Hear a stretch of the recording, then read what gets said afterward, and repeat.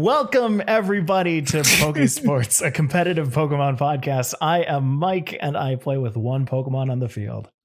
I'm Kevin. I play with two Pokemon on the field. And singing in all falsetto. I hope you don't keep that in. I almost want to now that you talked about it, but no. Oh, I take it back. Nothing happened. Hey guys. Oh God, Kevin, that was too good. You had a little guys, like guitar solo in there, like. No, don't keep it in. We can't spoil them. If you guys want to listen to behind the scenes, you gotta watch us live on Twitch. It's the only way. Live on Twitch. Welcome to everybody on Twitch. That was just for you. For everybody else listening on Wednesday, June 3rd, it's National Egg Day, but we'll get to that in a second because today is Sunday, May 31st, National Macaroon Day. Now, listen.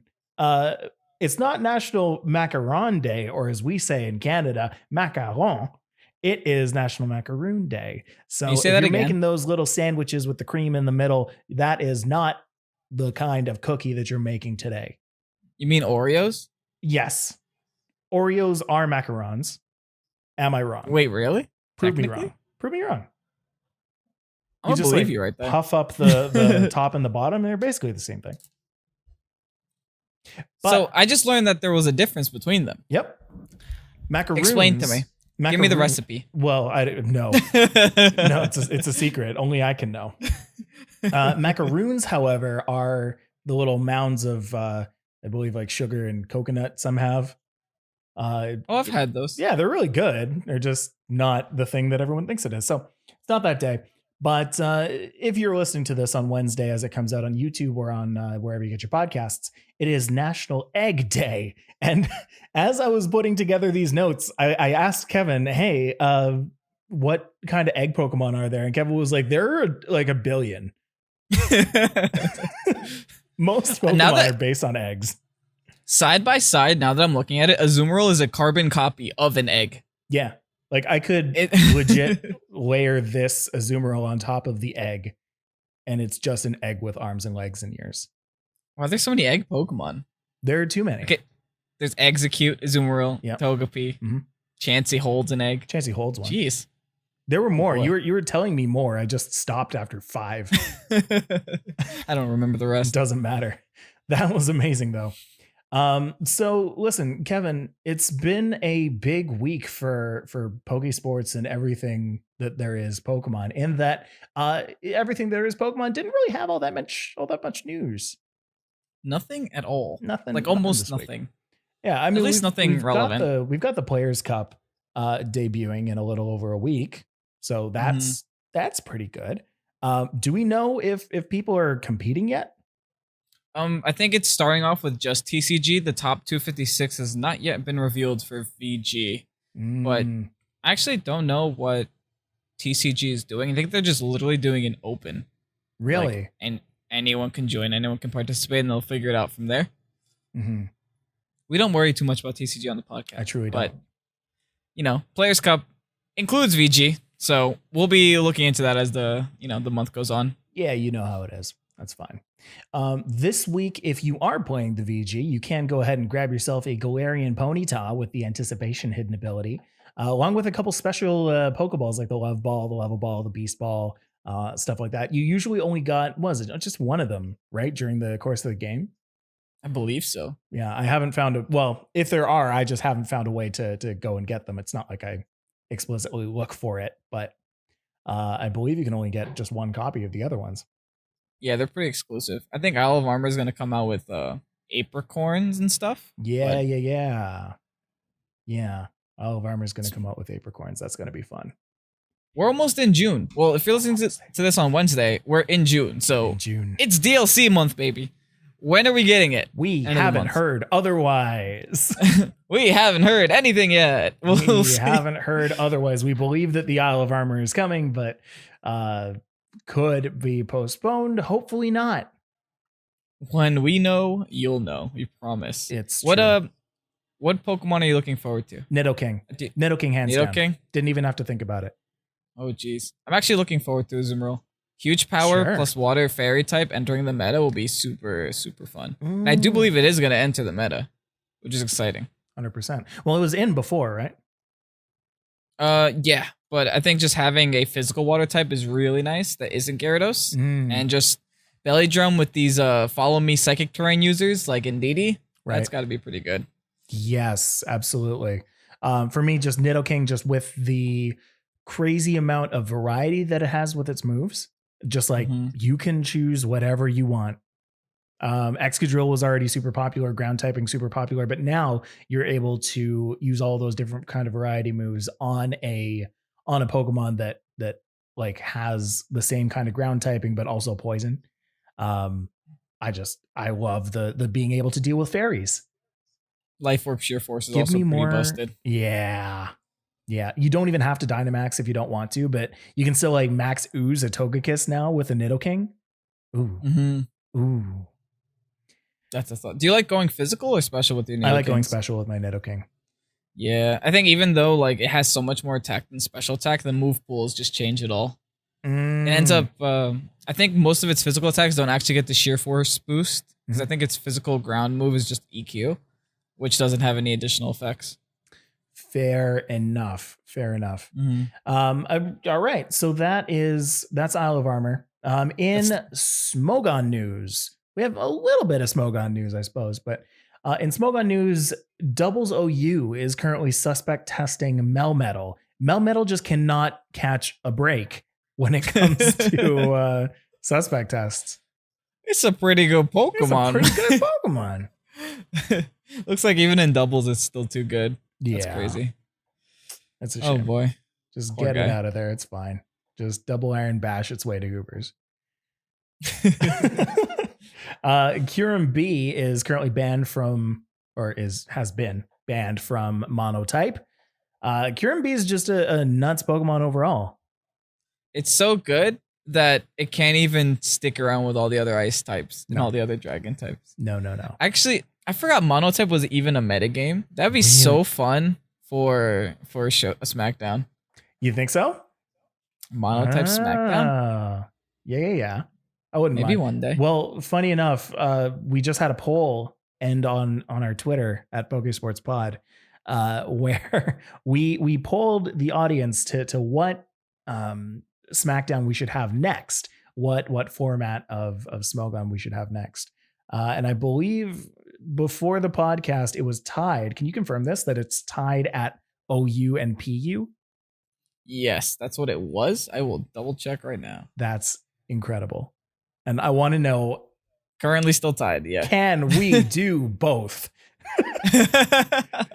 Can we put them both in the same video? Will it be trash?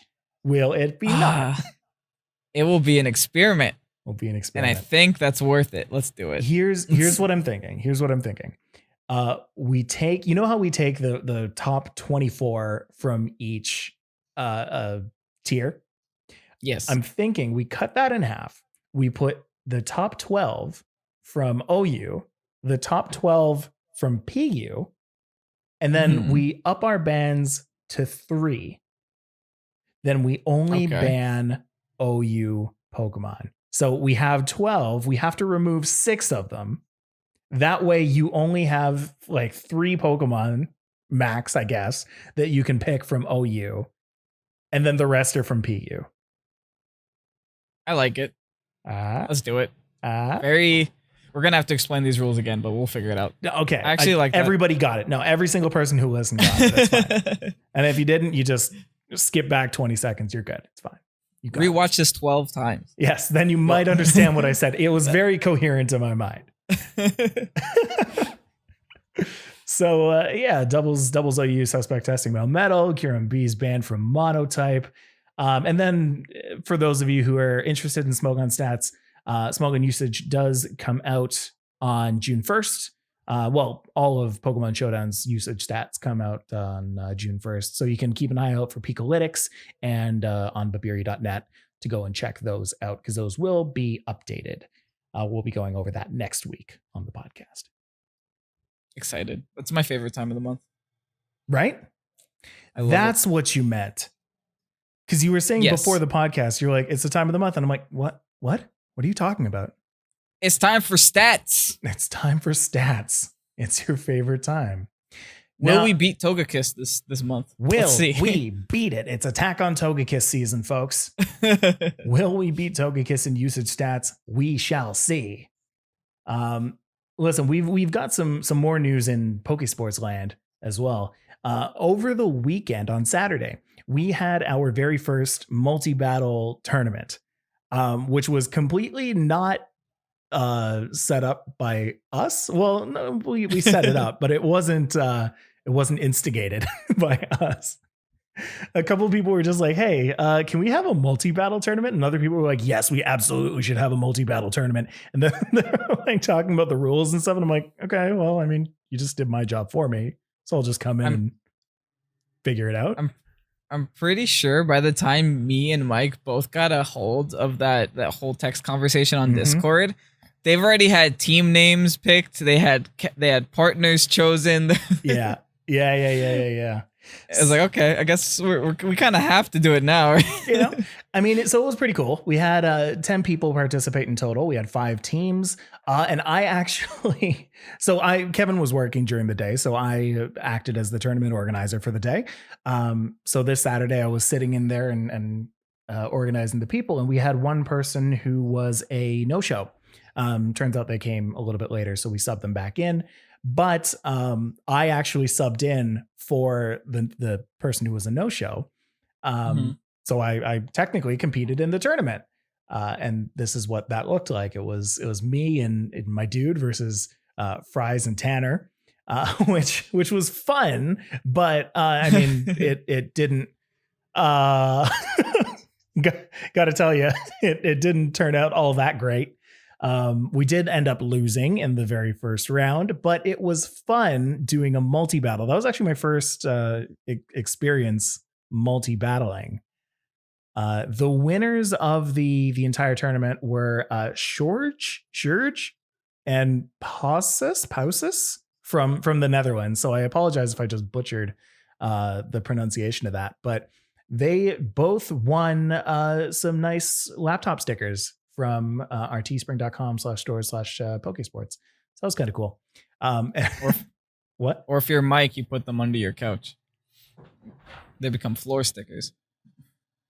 It's right down there. You can't see it right now because my camera is angled a little too high up. I have my shirt hanging on my couch though, so that's another little piece of paraphernalia that I have there.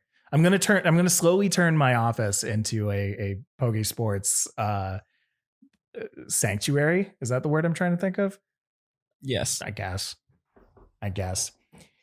So Oasis. One of the cool things about this multi-battle outcome, though, is we said that we were going to go and play against them. So, because they live far away and it's kind of tough to coordinate that. We'll be doing that battle later and playing against them on the YouTube channel. But there was one situation where 2 of the competitors in the Saturday tournament, they had this team that they're like, oh man, this is a spicy meme. I want to play against Mike and Kevin with it. And so I was like, all right, sure.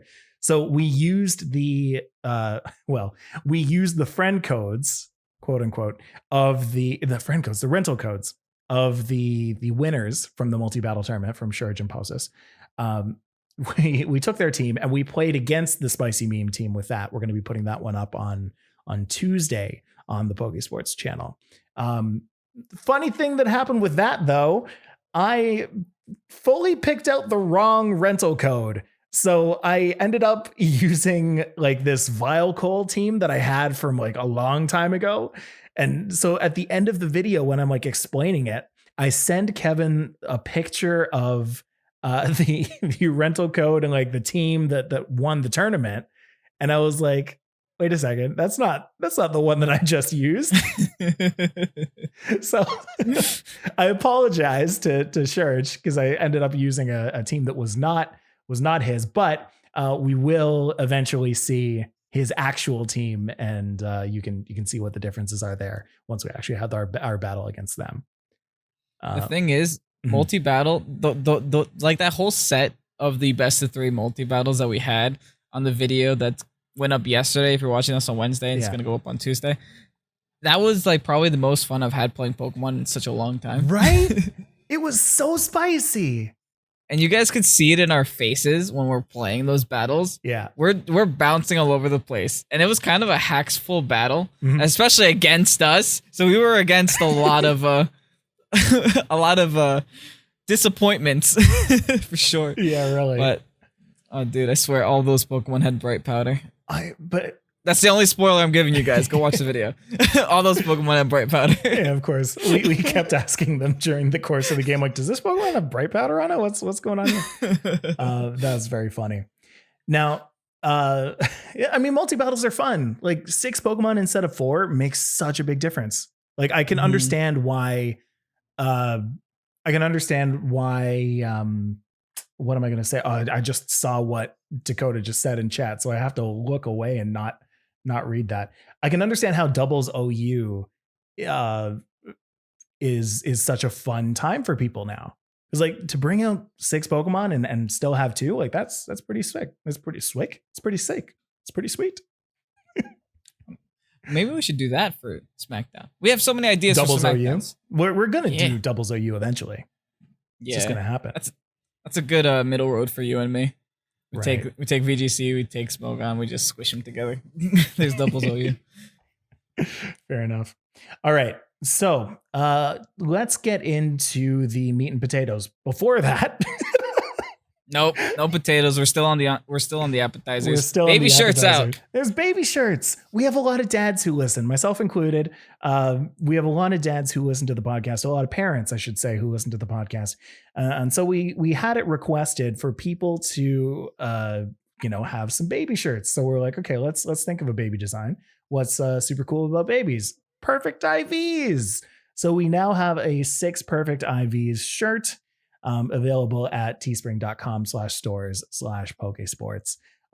It's very cute. If I had a newborn baby, I would probably want to put one on him or her. They have Available in child lots of sizes different too, colors. and just in case. That's true. Available in literally every single color that Teespring would let us do. Very true. If you got a chunky baby who's only 5 IVs with 0 speed, you're out of luck. Sorry. I'm gonna have to bottle cap that one. All right. Let's talk about cores, Kevin. Let's talk about cores. There was a very smart video that was put out on Saturday by a YouTuber named Nathan Likes Chicken. I like chicken too. Me too. Nathan Likes Chicken. It was on very high level team building. So it's part of a larger series that he's going into about how to properly team build your Pokemon. So that video was inspired by another YouTuber named BKC, who's a little bit larger in size, and who's again has been putting out similar team building explanations. Both channels are great, and their videos are great. I would highly recommend giving them a watch or a listen because they are up and coming for sure. His video was explaining team building in Smogon, and so we kind of wanted to expand upon that to something more Smogon and VGC.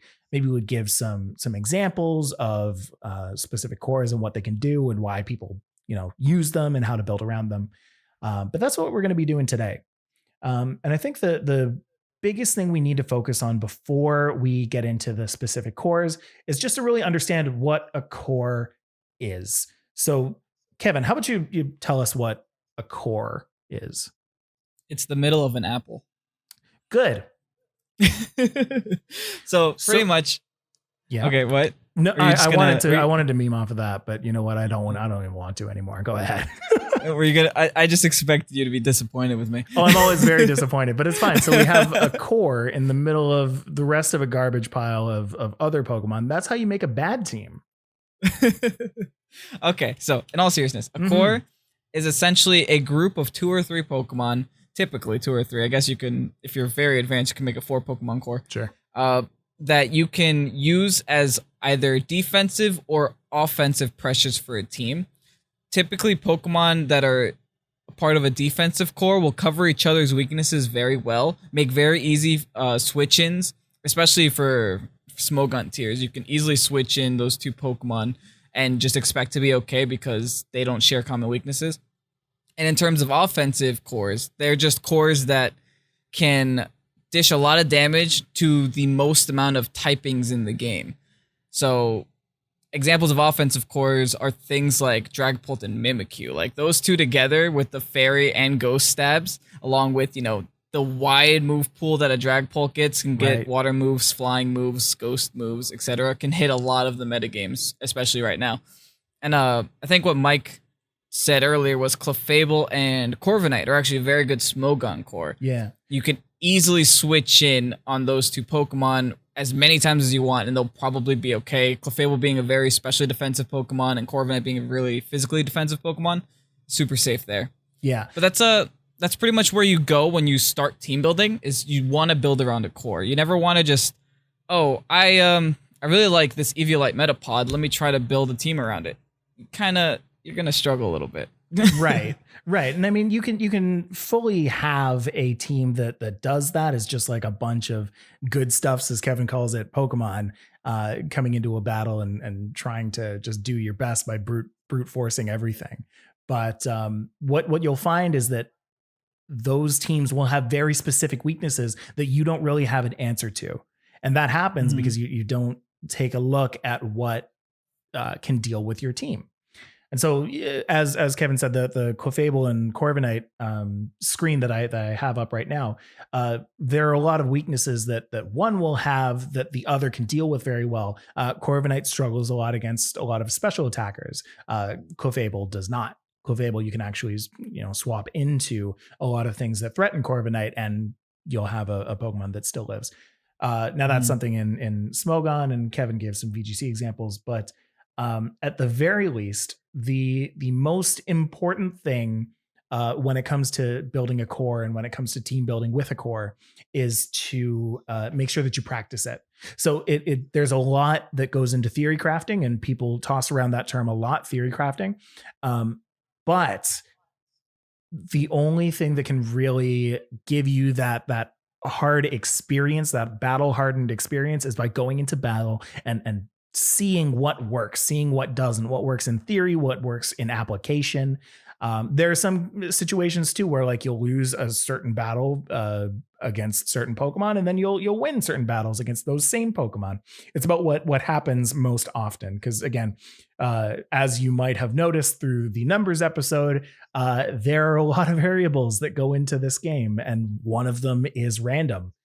You have like this 15% differential between damage that, sometimes is just kind of out of your control. So practice, keep at it. And you'll see over time that like you'll have teams that tend to win more often than other teams. So that's there's also outliers when it comes to some Pokemon. Yeah. Like this is something that you would only learn through practice. Like a lot of people's answers to like say Dracovish would be, I'm just going to run Sun on the team so that, the water move is still reduced.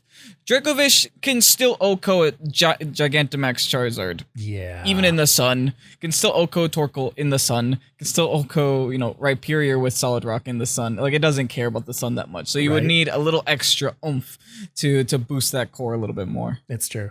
And so we're going to get into what some of those cores are when we come back from the break. We'll get into a couple good examples for some VGC.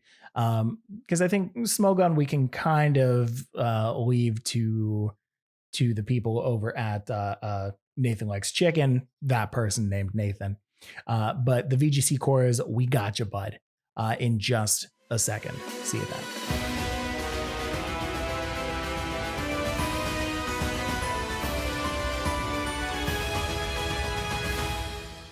Welcome back to Pokésports. I was about to say welcome back to Pokésports Plus and our conversation with, and then I would have completely with me lost the plot. Yeah. Welcome back to our conversation with Corviknight and Clefable. What's up? That's how you know we've run out of people to talk to on the Plus, when we just start hosting ourselves on the Plus. Just interviewing the hosts of the podcast. Interview each other. Let me scroll past everything.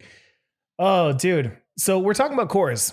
We're talking about cores today. Now, before the break, we talked about what a core was, and now now it's time to get into some specific cores. But before we do that, I want to let the Twitch chat know that if you have or know of a specific core that you like, feel free to post it in the chat, and we'll try and discuss it as much as we can. Or if we don't know it, we'll try and suss it out.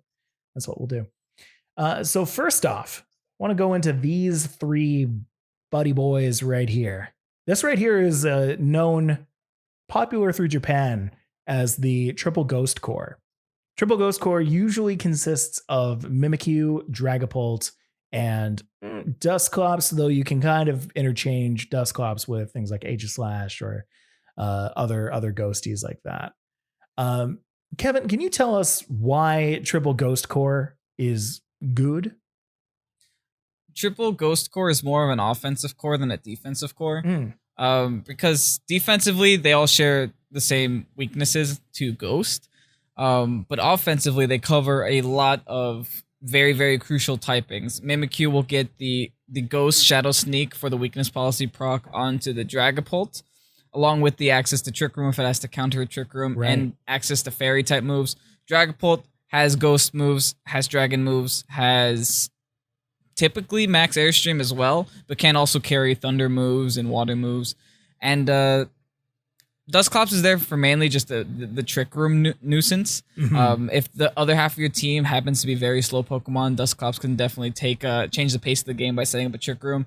But if you're running Aegislash in that slot, then you have access to Steel moves and Fighting moves on top of all that. So just a wide variety of very offensive moves that can pretty much deal with every typing that you have to worry about. There are other ghosts too, and I'm forgetting which ones there are, but there are some other ghost types that are actually used in this game. I want to know which ones they are. Well, Gourgeist was used for Oceania. Gourgeist is a perfect example. Absolutely. Chandelure. Chandelure is the one that I was forgetting. Yes. Chandelure is interesting. Really, really good.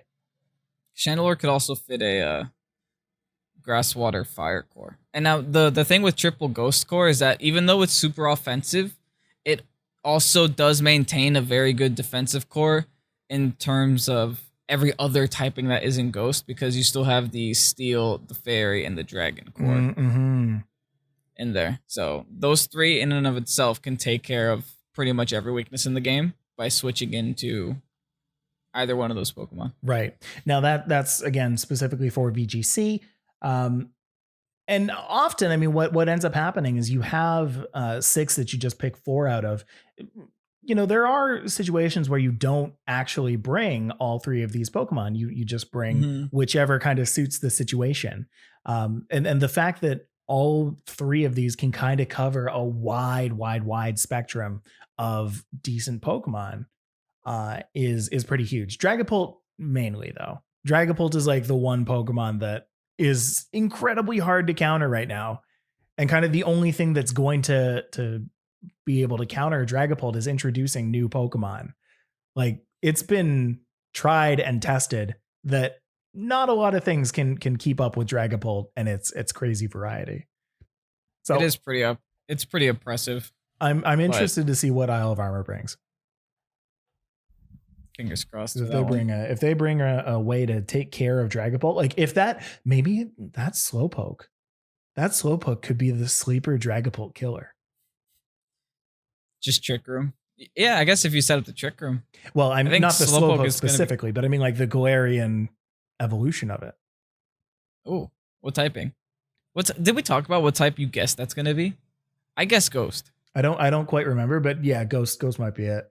I would think maybe something like Dark. That would be kind of cool. Maybe like that's a Malamar. Maybe like a Psychic Dark. Malamar. That'd be pretty good. Like, you know, the slow bro or slow king evolution. Maybe that takes care of the Dragapult. Maybe they made something that's like super fast and like super offensive and can be super oppressive to this Dragapult. Yeah, Swift Swim, Crunch, Barraskewda. That's it. Swift Swim, Crunch, Barraskewda. Another nice thing about Triple Ghost Core is that you can easily run, Excadrill and Tyranitar because you have 3 Pokemon immune to fighting moves. Right. Easy switch Yeah, ins. just Dusclops and Conkeldurr was said in the chat from Captain Univa. Dusclops, Conkeldurr, that's kind of all you need. You toss out an ally switch on the Conkeldurr, and suddenly like your Dusclops is taking hits like nobody's business. Mm-hmm. Yeah, no. Yeah, I don't want to spoil much about the multi battle, but it was it's an impressive Pokemon for sure. Yeah. All right. So that's Triple Ghost Core. Next up, I want to take things back a couple months before Series 3. And I want to bring up Vilecoal. Now, Vilecoal is an interesting combination because I hadn't really seen Vileplume used in too many situations, though I assumed that it was used before Gen 8 as well. Where Torkoal comes out, it sets up the drought. Vileplume then has access to chlorophyll, so it's faster. And you're able to sleep powder other Pokemon when you're holding a wide lens. Now this was, and along with that, go for after you. Make the eruption go first. There you go. So that part is the part that escaped me, coming from the singles background as I do, where I don't know what follow me and after you and all of those like helping hand, like I don't know it. So to see an after you used for an eruption is like, oh, okay, you can have a fast Pokemon, make a slow Pokemon go first or go then. It's really It was cool. actually used with Lilligant in past generations. I believe Lilligant is a little bit faster and also gets access to like Teeter Dance and some very annoying moves, which just Really? confuses everything on the field. Tell me about it. Pretty much did a similar thing. Has after you has chlorophyll. I don't think it has sleep powder. It might though. I'm actually not 100% sure. I haven't seen Lilligant in a couple of generations. But I guess Vileplume is our next best option in terms of this. You can get away with some Flora too, but Vileplume does more damage. But yeah, ever since Venusaur came out, no one really cared about after you going first. They really just bring in a Dusclops and just make Trick Room happen, and then the Torkoal can go first in that sense. Seeing what else is kind of funny about our multi battle, again to toot our own horn. There was a point in the actual video that we made out of this where I was like, I feel like Vilecoal is gone since Venusaur happened. Why isn't Venicoal a thing? And funny enough, the actual rental code that I should have been using had a Venusaur in it with chlorophyll and basically functions the way that I was talking about. So there's Venicoal for you. Also a good core. Also a good core. Has the grass and the fire. I mean, it's worth using, right? And like its special attack isn't all that bad either. So, you end up using things like Sludge Bomb, and it still does damage. You can take Karatoga Kisses with that. I love taking Karatoga Kisses with poison. Very fun. Very fun. Another one another one that was said in the chat, and I don't want to scroll past that. Tofu at the beginning says Bisharp and Gengar. Now that one I don't actually know about. I know that it's a thing, but I don't know why. So what Gengar can do this generation, I guess in every generation, but what it's been doing in this generation is that core does have a similar weakness to EQ, but what's really fancy is that Gengar, if it goes for spread moves like Icy Wind to lower the opponent's speed, or like Sludge Wave, which hits every Pokemon in the field, but the Bisharp is immune to it because it's a Steel type, what it can do is power up Bisharp's Assurance to do double damage. So it becomes a base 120 stab dark move. And a combination that a lot of people do, especially to KO like Dusclops, is just go for Sludge Wave first turn, hit every Pokemon in the field, pop that Assurance boost, because Assurance doubles if the opponent you're attacking was already attacked that turn, and then just straight Oko Dusclops like it's no one's business. Interesting. Super strong. Super strong. Another one. Okay. Taking this back, by the way, speaking of super strong, I wanna bring to light a situation that happened on Saturday. Speaking of super strong. So imagine this. Mimikyu on the left, Silvally on the right. What's up, Tanner? Silvally with a normal gem goes for explosion. Okay. So you get a normal gem explosion. This is not new to Pokemon, but I have not seen it once this gen. And I saw it for the first time in the multi-battle tournament, and it ruined my and my partner's life twice. And actually is what beat us out of our best of 3. Was it just straight Okos? Just straight Okos. Yep. Oh, geez. Took out a Venusaur. Took out I want to say Reuniclus. Like just immediate gone. Wait, I'm confused. Would choice, if you're just blowing yourself up, would choice band technically be the better option? How much of a boost is normal gem? How much of a boost? It's probably the same. And probably somewhat similar. But well, actually no, because that gives you the chance to not use explosion. You can use other moves as well. Okay, yeah, I guess that is true. Right, so you can save the explosion for a little bit later. Oops, I don't want to exit out of that. Okay, cool. It's been reduced to 30% in X and Y, so yeah, technically choice band is more. So choice band would do more damage, but there were situations where he just didn't want to explode. Yeah. He didn't use explosion like 100% of the time, but Tanner can tell us more about that in the Discord if he wants. The next core, Indeedee Drifblim. Now, Indeedee Drifblim, you have been kind of an advocate for this one for a long, long time, Kevin. So why does no one listen to me, Mike? It did you well in the tournament too. Yeah, I did pretty good in. I don't think I made top 256 just because I was stupid and I kept going. But Indeedee Drifblim did pretty darn well. To peak at 17-12 using 2 Pokemon that are like, Indeedee Male has like a less than 2% usage. Drifblim has like less than 1% usage. Mm-hmm. Like these Pokemon are pretty good. And I think everyone that I've shown or that I've like given the team to, they're always super impressed by it. They're super hesitant. They're like, okay, they're like, Kevin, this can't really be a real team, right? And then they try it out. I think specifically Pokeburm, when I had the video with Pokeburm and he tried it out, he was like, dude, this thing is crazy. It was so funny. And it seems like that's made you experiment with other fast Tailwind users. Dude, I already can't wait until Rillaboom with Grassy Surge comes out, because that's actually a very good core with Drifblim. And really? I can only imagine a Rillaboom going for max overgrowth in grassy terrain with a Tailwind boost from a Drifblim. I can't wait. Oh, you've already got your next one planned out. I'm planning it, dude. That's really smart, because it's basically just the grass version of Indeedee. Mm-hmm. But I'll tell you what I actually really like about Indeedee and Drifblim as a core. Normal and Ghost type are very good as a core because Ghost is weak to Ghost, and Normal is immune to Ghost.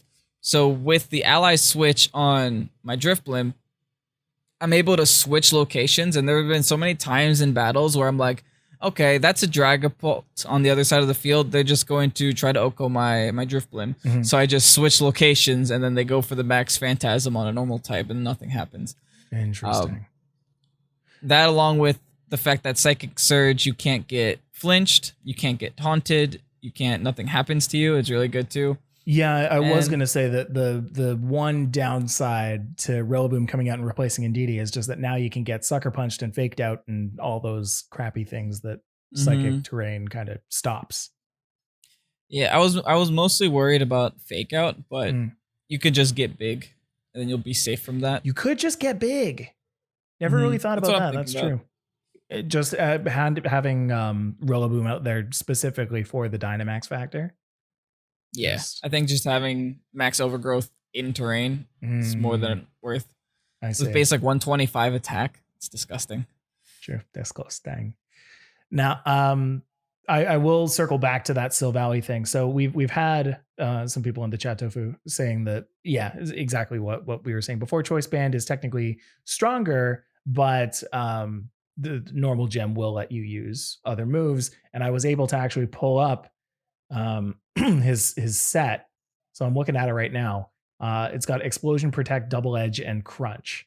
So you're able to still go for that normal stab on the normal Silvally with like a stab move, but you're also able to protect. Protect actually came in pretty clutch a couple of times. Best move in the game. Best move in the game, dude. That's another t-shirt. Best move in the game. Best move in the game. Protect. I'm scared whenever you say things like that's another t-shirt because I know that you will actually like go through with those things. You're like, oh, hey, what if we made a 6 Perfect IV baby shirt? You made a baby shirt. And done. And done. Congratulations. Yeah. Well, fun times. So those are the 3 simple cores that we thought that we'd share with you guys. Again, with Vileplume, you might want to adapt that to what we have now, being Venusaur and Torkoal. Very similar situation that still does work. You toss a Wildlands on a Venusaur, you're able to Sleep Powder whatever comes out, and it's typically going to be faster than the Pokemon that you're going up against. And then there are a couple others that you can look out for. And Kevin, you want to tell us a little bit about those? When you're building a team, it's always a great idea to start with a core. Very, very simple cores that almost every team does have. If you like just look at the top 100 Showdown teams on Beer.net, you'll be able to see that almost all these teams have either one or the other or both of these cores. And those cores include Grass, Water, Fire. Very strong. It can be as simple as just bring 3 starters. It could be as simple as, people have done it. Yeah, I mean, it works, right? Yep. And another one of those cores that a lot of people use are Dragon, Fairy, and Steel. Some people even bring a mixture of all of them together. Yeah. I mean, if you're trying to go for a Grass, Water, Fire core, a very common one right now is Ferrothorn, Primarina, Arcanine. Ferrothorn deals a lot of damage to especially opposing Primarinas. Primarina has just become such a big threat. Like, it's actually disgusting how much damage this Pokemon does. Yeah. And I hate it so much. And then Arcanine, you guys know what Arcanine does. That's the VGC staple. We've talked about it so many times. Yeah, exactly. You know what Arcanine does. Beaten the concept of Arcanine into the ground with you guys. We're major advocates for Arcanine.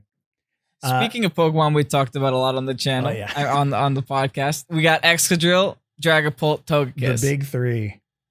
Very, very, very strong Dragon, Steel, Fairy core. Their secondary typings aren't bad either. Was that ground, ghost, flying? They're almost like a double core because Togekiss is immune to the ground weakness Excadrill has. Double core is a good word that you just used there. Like when I was looking at that first set, Ferrothorn, Primarina, Arcanine, like of the Grass, Water, Fire that you listed out, it's also got the Steel, Fairy. If Arcanine was a dragon, you'd have Dragon, Steel, Fairy. Yeah, if only there was a good Fire Dragon type that was legal. Yeah, right. Is there a Fire Dragon type? Yeah, there's that one that trivia on for some reason. What was it called? Oh, Turtonator. Yeah, there's Turtonator. There's that other Pokemon from Gen 5 that's a legendary. Reshiram. Did it. Reshiram. Yeah, that's true. Well, that took us longer than it took us longest. Yeah, way longer. That was a box legendary. Like Galarian Arcanine is a fire dragon. Look at that. Oh, perfect. But yeah, those are cores. Use them to build teams. Be aware of them. Do it. Try to find ways to counter them, but it'll be very hard. Hey, before we wrap things up, what Pokemon should people look out for this week, Evan? Actually, we talked about one of them already. Bisharp. Bisharp with Gengar is super strong. Assurance and Sledge Wave. Use it. Give it a shot. If you're gonna have it on a team, probably bring a ground immunity because that core does have a ground weakness, so you can just try to cover that up. Hey, you know what? Stick a Togekiss in it. Then you get the Fairy and the Steel and the Ghost. That's true. And the fun stuff. Other ones I've been seeing that are weird, but you know what? They're happening again. Butterfries coming back. I don't like it. I guess people don't like missing their sleep powders. They go back to compound dye sleep powders, and rage powder in general is very annoying.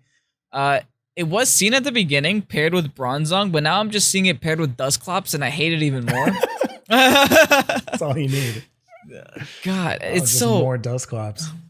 It's more problems. Oh no. Another one taking Surge, no pun intended. in the Babiri top How 100 could you? is Toxicity. I know, right? Weird. But I guess with all the Primarina running around, Primarina can't technically touch this one. That's true. Ah. It has both stabs super effective against Primarina. It can do a lot of damage, especially with Throat Spray or even Choice Specs in general, just going for overdrive spams. Yeah, I've seen a lot of pretty choice darn specs toxicities this week. Not a lot of teams carry ground move unless you're like an Excadrill. But if you see an Excadrill, just keep this one in the back. You don't really want to bring it. Fair enough. All right. And before we end the podcast and before we start to raid somebody on Twitch, I want to introduce a little mini game that we're gonna try out on the podcast today. I haven't thought of a name for it yet. I don't know if you've thought of a name for it yet, but let's call it Pokésports Prize. Oh no. Oh boy, people are going to be really disappointed when they learn about what the game is. All right, so here's the game. I'm going to listen to a Pokemon cry. Today we're just going to do Gen 1. We're keeping it nice and easy. I am then going to try and mimic that cry. And Kevin will have 5 seconds to guess what that cry is. Okay. Then it's going to go the other way. Kevin's going to listen to a cry. He's going to do his best attempt at mimicking that. I'm going to guess it. And then afterwards, don't worry, we'll show everybody what the actual cry is. So don't worry about that one. I already know I'm not going to get it. Are you sure? Really? You think so? You see how good I am with Pokedex entries. All right. Are you ready? As ready as I'll ever be, I'm Mike. going to listen to the cry real quick. Okay, I got it. Okay. I need to channel my inner Pokemon. Channel my inner Pokemon. Ah, I see. And here it is. Magnemite.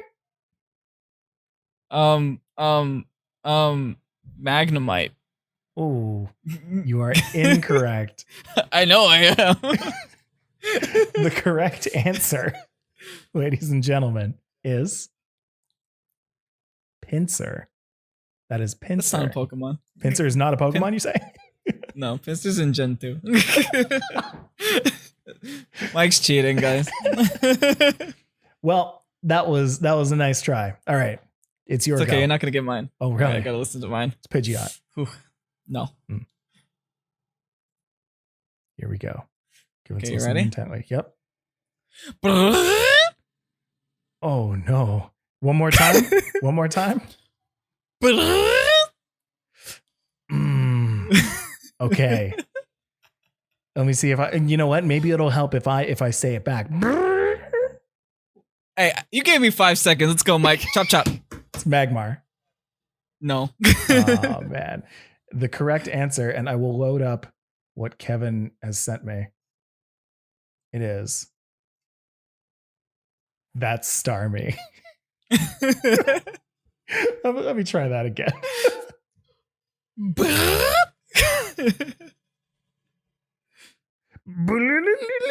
Wow. Very good, Kevin. Very good. And 10 out of 10. And that's how you play. It's not going to be called Pokésports Cry. Come on. And that's how you play. Cry for cry charades. Cry charades. There it is. That's how you play that. I want to thank everybody for coming through and listening today. Big Patreon shout out again to Brian, Scott, Sheldon, Dakota Lewis, Ro Ixon, Jordan K, William Joseph, Ryan G, and C Nov. I hope that you will consider checking out the Patreon at patreon.com/Pokesports podcast, because we've got something pretty interesting coming up with the Pokesports post game. We have a new game that we're going to be debuting hopefully next week. We're going to talk about all about that on today's post game. I want to shout out that you can check us out on YouTube at youtube.com/Pokesports, or on Twitter at PokesportsPod, Instagram or Patreon, like I said, at Pokesports Podcast. Kevin, where can people find you? X Reservation, Twitter, and Instagram. And you can find me at StillJustMike on Twitter and Instagram. We hope to see you guys next week for another episode of Pokésports. Imagine that. Thank you for coming, and we'll see you next time. Or as Kevin likes to say, oh no, not again. We'll see you next time.